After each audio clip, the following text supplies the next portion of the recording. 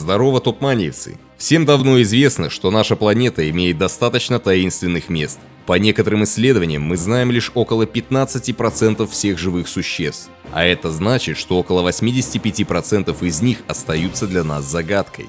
Большинство неизвестных существ живут глубоко в водах океана, где человек еще не бывал. Но иногда появляются странные снимки, кадры и истории, часть из них попадает в сеть. Частенько в нете появляются рассказы рыбаков и прочих очевидцев о реальных монстрах, которых ранее можно было встретить только в фантастических фильмах. В этом видео я расскажу вам 5 историй о удивительных морских существах.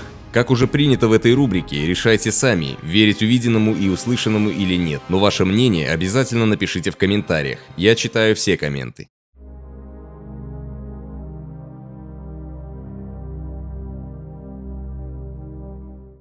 Гигантская змея.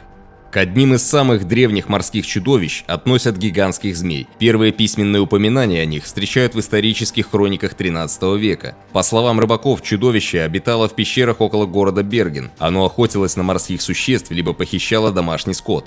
Также оно опасно тем, что способно вытянуться из воды во всю длину, напасть на корабли и целиком проглотить человека. Уже к 1802 году обнаружили 28 документально зарегистрированных случаев. Подобные рассказы можно было найти и в 20 веке, и даже в наши дни. Еще никому не удалось зафиксировать их на видеокамеру или получить четкий фотоснимок. Изображения на фото всегда получались расплывчатыми. Ученые пытаются определить, какое же из известных морских существ может на самом деле оказаться гигантской змеей. Больше всего подходит под описание ремень-рыба. Место обитания этого редкого животного – тропические моря. Оно самое длинное в мире среди костных рыб. Длина его тела может достигать 11 метров. Ремень-рыба занесена в Книгу рекордов Гиннесса. Ее вид действительно напоминает змею. Вес может составлять до 300 килограмм. Спинной плавник у рыбы удлинен, поэтому при большом расстоянии он становится похож на волосы. Ремень-рыба водится на больших глубинах, а на поверхности ее можно заметить крайне редко. Монтаукский монстр. Это так и не идентифицированное животное, труп которого прибило к берегу на пляже недалеко от Монтаука, что в Нью-Йорке, США, в июле 2008 года. Первоначально многие сочли, что монстр – это неизвестное науке существо. Затем предположили, что труп принадлежал черепахе без панциря или собаке без шерсти. Фанаты мифов о филадельфийском и монтаукском экспериментах моментально идентифицировали тварь, вылезшую через дыру во времени. Некоторые исследователи, основываясь на образцах зубов и передних конечностей, высказали предположение, что это был енот. Загадочное животное из Монтаука так и не удалось идентифицировать. А как вы думаете? Пишите в комментариях. Странсейский монстр.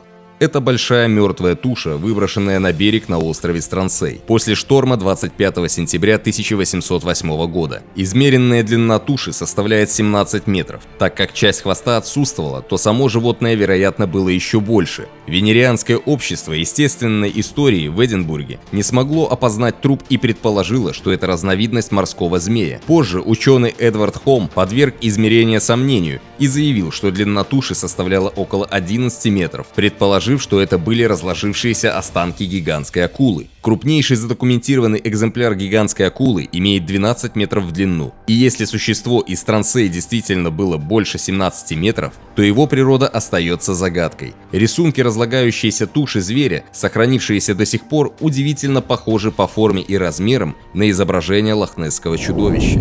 Чудовище Зуйо-Мару. Рыболовное судно Зуйо-Мару компании Тайо занималось ловлей скумбрии в примерно 30 милях от городка Крайстчерч в Новой Зеландии, когда в сетях на глубине около 300 метров запуталась туша огромного животного. Едва останки массивного животного весом около 16 тонн подтянули к кораблю и подняли на палубу, помощник руководителя предположил, что это сгнивший кит. Некоторые посчитали, что возможно это гигантская черепаха без панциря, а криптозоологи утверждают, что разложившаяся туша, случайно запутавшаяся в сетях японского траулера недалеко от Новой Зеландии в 1977 году, не что иное, как плевиозавр, доисторическое морское чудовище. По результатам анализов тканей, это гигантская акула. А что вы думаете? Какой версии больше верите?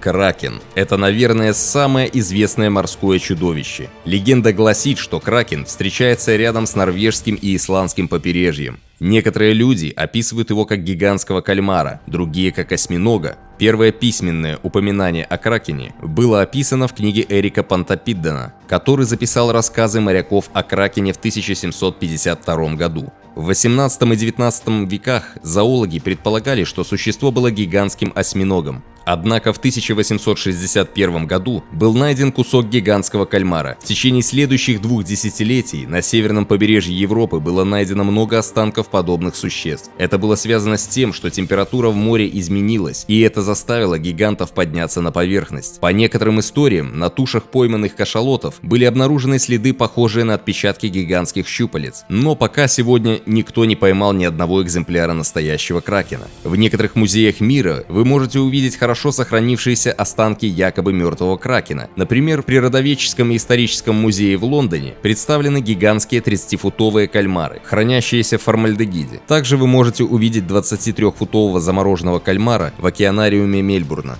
Наверняка наука со временем нам расскажет больше о тайнах и чудесах, которые скрывают от нас глубокие океаны. Давайте не будем забывать о том, что суша, по которой мы ходим, всего лишь небольшая часть нашей планеты. И мы еще далеко не все изучили на Земле. А напоследок я вам советую подписаться на Топ-Манию и нажать на колокольчик, чтобы первым получить уведомления о новых роликах. Пишите ваше мнение от увиденного в комментариях, лучшие комменты попадут в новое видео. Удачи вам и до встречи на Топ-Мании.